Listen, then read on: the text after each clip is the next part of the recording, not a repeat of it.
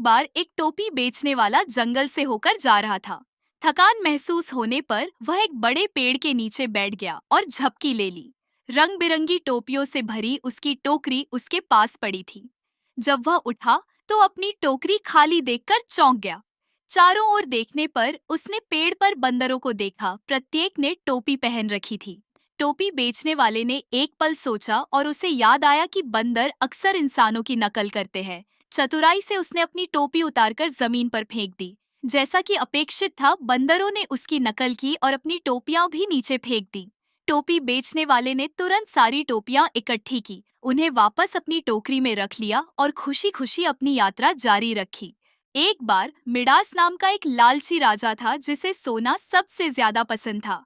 एक दिन उसने एक अजनबी की मदद की जो एक देवता निकला। बदले में भगवान ने उसे एक इच्छा पूरी की। मिडास उत्सुकता से चाहता था कि वह जो कुछ भी छुए वह सोने में बदल जाए। सबसे पहले वह बहुत खुश हुआ क्योंकि पेड़, फूल और यहाँ तक कि पत्थर भी सोने में बदल गए। लेकिन जब उसने अपने भोजन को छुआ तो वह भी सोने में बदल गया, जिससे उसे खाना असंभव हो गया। सबसे बुरा क्षण तब आया जब उनकी प्यारी बेटी ने उन्हें गले लगा लिया और वह भी सोने की मूर्ति में बदल गई। अपनी गलती का एहसास करते हुए मिडास ने भगवान से उपहार वापस लेने की प्रार्थना की। भगवान ने श्राप दूर करने के लिए उसे नदी में स्नान करने को कहा। मिडास ने ऐसा ही किया और सब कुछ सामान्य हो गया।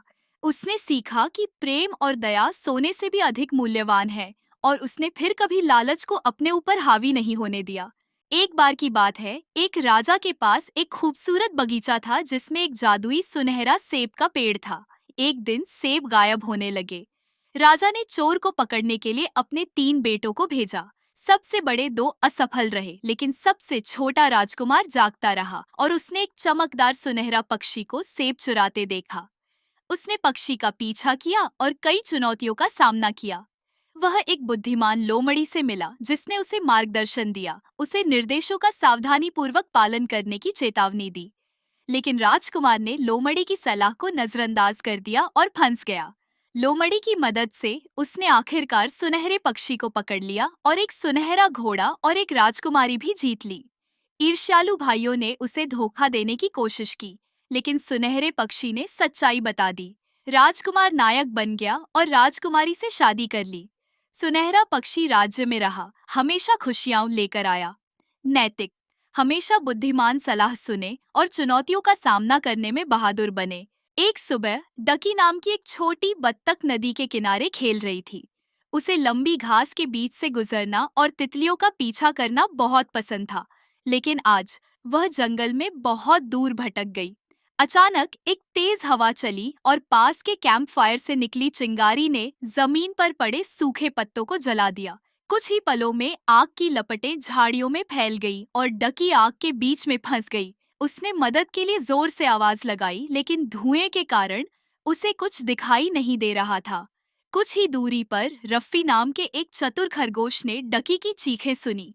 वह आवाज की ओर दौड़ा और अपने दोस्त को खतरे में देखा। जल्दी से सोचते हुए रफ़ी को एक विचार आया। वह नदी की ओर भागा, एक बड़ी पत्तीदार शाखा पकड़ी और उसे पानी में भिगोया।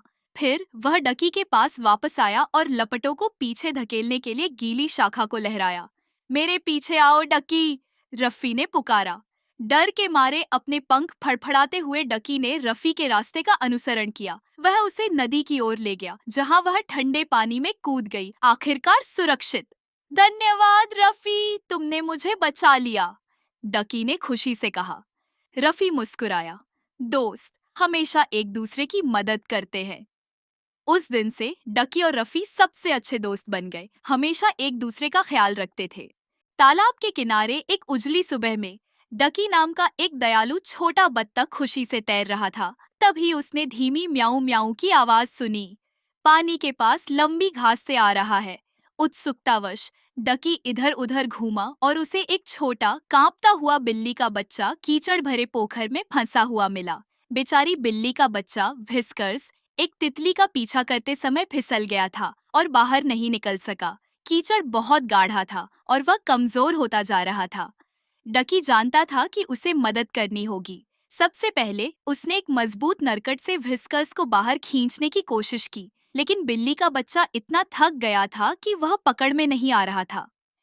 फिर डकी ने अपने पशु मित्रों श्रीमती को बुलाया। टॉड, गिलहरी और बुद्धिमान बूढ़ा हंस दोनों ने मिलकर एक योजना बनाई।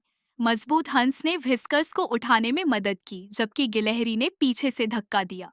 आखिरकार बड़े उत्साह के साथ व्हिस्कर्स मुफ्त था। आभारी और खुश व्हिस्कर्स ने डकी के पंखों को म्याऊ और चाटा। उस दिन से दोनों सबसे अच्छे दोस्त बन गए, जिससे यह साबित हो गया कि सबसे छोटा दोस्त भी एक बड़ा हीरो हो सकता है। एक गर्मी के दिन प्यासा कौवा पानी की तलाश कर रहा था। काफी देर तक उड़ने के बाद उसे आखिरकार एक घड़ा दिखाई दिया, जिसके नीचे थोड़ा पानी था। कौवा पानी तक पहुंचने की कोशिश करता रहा, लेकिन उसकी चोंच ज्यादा गहराई तक नहीं जा सकी। जल्दी से सोचते हुए चतुर कौवा छोटे छोटे पत्थर उठाता गया और उन्हें एक एक करके घड़े में डालता गया। जैसे जैसे घड़ा भरता गया, पानी का स्तर बढ़ने लगा। अंत में पानी ऊपर पहुंच गया और कौवा खुशी खुशी तब तक पीता रहा जब तक उसकी प्यास नहीं बुझ गई। कौवे की बुद्धि और धैर्य ने उसे अपनी समस्या का समाधान खोजने में मदद की। यह कहानी हमें सिखाती है कि बुद्धि और दृढ़ता से हम चुनौतियों पर विजय पा सकते हैं। एक बार एक दयालु मेंढक एक तालाब के पास रहता था। एक दिन उसकी मुलाकात एक चालाक सांप से हुई, जो दोस्ताना होने का दिखावा कर रहा था। सांप ने कहा, चलो दोस्त बनो, मैं तुम्हें खतरों से बचाऊंगा। मेंढक हालांकि हिचकिचा रहा था, फिर भी सहमत हो गया। दिन बीतते गए और सांप ने धीरे धीरे मेंढक का भरोसा जीत लिया। लेकिन एक रात जब मेंढक सो रहा था, सांप ने हमला किया और उसे पूरा निगल लिया। मरने से पहले मेंढक को अपनी गलती का एहसास हुआ, एक स्वाभाविक दुश्मन पर भरोसा करना। अगले दिन सांप ने अपनी चालाकी के बारे में शेखी बघारी, लेकिन जल्द ही एक भूखे चील ने उसे देख लिया और झपट्टा मारा। सांप दूसरों को धोखा देने में इतना व्यस्त था कि वह अपनी सुरक्षा के बारे में भूल गया। चील उसे ले गई और उसके धोखेबाज तरीकों को खत्म कर दिया। नैतिक: कभी भी किसी जाने माने दुश्मन पर भरोसा न करें, चाहे वह कितना भी दोस्ताना क्यों न लगे। जंगल में एक धूप भरी सुबह बेबी टाइगर नदी के पास खेल रहा था, तितलियों का पीछा कर रहा था और पानी में उछल रहा था। लेकिन अचानक उसके नीचे की जमीन फिसलन भरी हो गई और वह तेज बहती धारा में गिर गया। मदद करना, मदद करना! बेबी टाइगर रोते हुए तैरते रहने के लिए संघर्ष कर रहा था। उसके सबसे अच्छे दोस्त बंदर ने उसकी चीखें सुनी और तेजी से उस तक पहुंचने के लिए एक पेड़ से दूसरे पेड़ पर झूल गया। बंदर ने एक मजबूत बेल को एक शाखा से लटकते हुए देखा और उसे बेबी टाइगर की ओर फेंक दिया।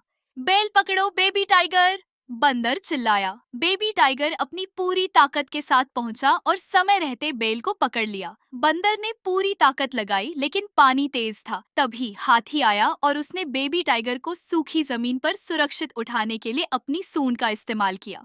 बेबी टाइगर पानी से हिलते हुए हाँफने लगा। धन्यवाद बंदर और हाथी, आप मेरी जान बचाई। बंदर मुस्कुराया। दोस्त हमेशा एक दूसरे की मदद करते हैं। उस दिन के बाद से बेबी टाइगर नदी के पास खेलते समय हमेशा अपने दोस्तों के करीब रहता था। विशाल सवाना में एक युवा चीता सबसे तेज जानवर होने का दावा करता था। मुझे कोई नहीं पकड़ सकता, उसने ऐलान किया। यह सुनकर शक्तिशाली शेर ने चीते को दौड़ के लिए चुनौती दी। चीता हंसा। आप राजा हो सकते हैं, लेकिन गति मेरा राज्य है। दौड़ शुरू हुई। चीता तेजी से आगे निकल गया और शेर को काफी पीछे छोड़ दिया, लेकिन आधे रास्ते में वह अति आत्मविश्वासी हो गया और शेर का मजाक उड़ाने में धीमा हो गया। शेर स्थिर और दृढ़ निश्चयी होकर दौड़ता रहा। अचानक चीता एक चट्टान पर फिसल गया। इससे पहले कि वह संभल पाता, शेर उससे आगे निकल गया और दौड़ जीत गया। शेर मुस्कुराया। केवल गति ही पर्याप्त नहीं है, धैर्य और दृढ़ संकल्प भी मायने रखता है। चीते ने एक मूल्यवान सबक सीखते हुए अपना सिर झुका लिया। ज्ञान के बिना घमंड असफलता की ओर ले जाता है। उस दिन के बाद से उन्होंने दृढ़ता के महत्व को कभी कम नहीं आंका। शिक्षा: कौशल महत्वपूर्ण है, लेकिन बुद्धि और दृढ़ता से सच्ची सफलता मिलती है। एक बार एक हरे भरे जंगल में एक काली चींटी और एक लाल चींटी रहती थी। काली चींटी शांत और मेहनती थी, जबकि लाल चींटी उग्र और अधीर थी। एक दिन उन्हें चीनी का एक बड़ा टुकड़ा मिला। लाल चींटी यह सब ले जाना चाहती थी, लेकिन वह ले जाने के लिए बहुत बड़ी थी। काली चींटी ने सुझाव दिया कि वे इसे साझा करें और साथ मिलकर काम करें। शुरू में अनिच्छुक होने के बाद लाल चींटी सहमत हो गई। साथ में वे चीनी को उचित रूप से विभाजित करते हुए अपने घोंसलों में वापस ले गए। उस दिन से उन्हें टीम वर्क की ताकत का एहसास हुआ और वे सबसे अच्छे दोस्त बन गए और हर चुनौती में एक दूसरे की मदद करने लगे। एक दिन एक चींटी नदी में गिर गई और पानी में बने रहने के लिए संघर्ष करने लगी। पास के पेड़ पर बैठे एक कबूतर ने यह देखा और पानी में एक पत्ता गिरा दिया। चींटी पत्ते पर चढ़ गई और सुरक्षित स्थान पर तैरने लगी। बाद में एक शिकारी ने कबूतर पर अपना धनुष तान दिया। चींटी ने शिकारी के पैर में काट लिया, जिससे उसका निशाना चूक गया। कबूतर सुरक्षित उड़ गया। कहानी का नैतिक यह है, एक अच्छा काम दूसरे के लायक है। यह दूसरों की मदद करने के महत्व को सिखाता है और कैसे दयालुता अक्सर अप्रत्याशित तरीकों से वापस आती है। एक कुत्ता अपने मुंह में एक हड्डी पकड़कर नदी पर बने पुल को पार कर गया। उसने पानी में अपना प्रतिबिंब देखा और सोचा कि यह बड़ी हड्डी वाला कोई और कुत्ता है। बड़ी हड्डी के लालच में वह दूसरे कुत्ते को डराने और हड्डी गिराने के लिए भौंकने लगा। जैसे ही उसने भौंकने के लिए अपना मुंह खोला, उसके मुंह की हड्डी नदी में गिर गई। कुत्ते ने दोनों हड्डियां खो दी। कहानी का सार यह है, लालच से नुकसान होता है। यह संतोष का महत्व सिखाता है और दूसरों के पास जो कुछ है उसके प्रति अत्यधिक लालसा न रखना सिखाता है। एक धूपदार घास के मैदान में बेला रहती थी, बड़े सपनों वाला एक छोटा घोड़ा। अन्य सभी घोड़े दौड़ में शामिल होने के लिए बहुत छोटे होने के कारण उसे चिढ़ाते थे। एक दिन एक तूफान ने झुंड को डरा दिया और एक युवा बछेड़ा एक उफनती नदी के पास फंस गया। बेला ने बहादुरी से किनारे तक दौड़ लगाई और अपनी त्वरित सोच का उपयोग करते हुए बछेरे को सुरक्षित स्थान पर पहुंचाया। झुंड आश्चर्यचकित होकर देख रहा था, क्योंकि बेला ने साहस दिखाया जिसकी उन्हें उम्मीद नहीं थी। उस दिन से बेला अब छोटा घोड़ा नहीं बल्कि उन सभी में सबसे बहादुर घोड़ा बन गई। उन्होंने सभी को सिखाया कि छोटे होने का मतलब यह नहीं है कि आप बड़े काम नहीं कर सकते। एक बार एक चतुर चूहा एक घर के पास एक आरामदायक बिल में रहता था। एक भूखी बिल्ली अक्सर उसे पकड़ने की उम्मीद में पास में घूमती रहती थी। बिल्ली ने मित्रवत होने का नाटक करते हुए चिल्लाकर कहा, प्रिय चूहे, चलो दोस्त बने। लेकिन चूहा सतर्क था और उसने उत्तर दिया, आप दयालु व्यवहार कर सकते हैं, लेकिन मैं आपके तेज पंजे और दांत देखता हूँ।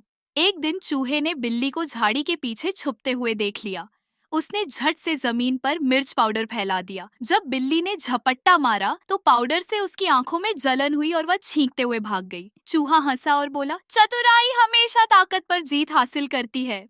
समय पहले बर्फ से ढके एक देश में बर्फ की रानी रहती थी। हालांकि वह अपने महल में बहुत अकेली महसूस करती थी, लेकिन उसने कभी किसी को यह नहीं बताया। उसकी बर्फीली महल एक शांत पहाड़ की चोटी पर स्थित था। एक दिन रानी ने एक छोटे से गांव में दो भाई बहनों काई और गैरा को देखा। वे बहुत हंसमुख और चंचल थे। रानी को उनकी खुशी बहुत पसंद आई। उसने सोचा, अगर कोई मेरे साथ महल में रहेगा तो मेरी तन्हाई दूर हो जाएगी। एक रात जब काई और गैरा अपनी दादी से परियों की कहानी सुन रहे थे, अचानक एक तेज हवा चली। खिड़की खुल गई और चूल्हे की आग बुझ गई। भाई बहन बहुत डर गए। हवा इतनी तेज थी कि काई खुद को संभाल नहीं सका और खिड़की से बाहर उड़ गया। जैसे ही वह बाहर आया, उसने अपने सामने बर्फ की रानी को देखा। रानी ने काई का हाथ पकड़ा और अपने सफेद भेड़ियों द्वारा खींचे जाने वाले बर्फीले रथ पर बैठ गई। वे आकाश में उड़ गए। गैरा ने खिड़की से अपने भाई को जाते हुए देखा। उस रात के बाद काई बर्फीली महल में रहने लगा। उसकी हंसी और खुशी देखकर बर्फ की रानी को थोड़ी राहत मिली, लेकिन उसे यह एहसास नहीं हुआ कि काई ठंड से परेशान था और अपनी बहन को बहुत याद कर रहा था। कुछ समय बाद ठंड ने काई के दिल को भी बर्फ जैसा कठोर बना दिया। अब वह पहले की तरह हंसता नहीं था और न ही खुशी फैलाता था। इधर गैरा अपने भाई को बचाने के लिए कई महीनों तक बर्फ की रानी के महल तक जाने की कोशिश कर रही थी। भारी बर्फबारी के बावजूद वह बिना रुके सफर तय कर रही थी। एक दिन एक सफेद हिरन ने गैरा की हिम्मत और उसकी लगन को देखा और कहा, मैं तुम्हें बर्फ की रानी के महल तक ले जा सकता हूँ। गैरा ने हिरन के सींगों को मजबूती से पकड़ा। हिरन आकाश में उड़ गया और उसे बर्फीली महल तक ले गया। वहां गैरा ने देखा कि काई ठंड से जमने वाला था। उसने तुरंत उसे गले लगा लिया और अपने प्यार से उसे गर्म किया। गैरा की गर्मजोशी से काई का दिल फिर से पिघल गया और वह पहले की तरह मुस्कुराने लगा। उसने अपनी बहन का धन्यवाद किया। जब बर्फ की रानी ने यह दृश्य देखा तो उसे एहसास हुआ कि उसने उन दोनों को कितना कष्ट दिया है। उस दिन के बाद गैरा और काई ने कभी कभी बर्फ की रानी को अपने घर बुलाया और उससे दोस्ती कर ली। अब रानी अकेली नहीं थी, क्योंकि उसे समझ आ गया था कि प्यार एक ऐसी शक्ति है जो बर्फ को पिघला सकती है और सबसे अकेले दिल को भी गर्म कर सकती है।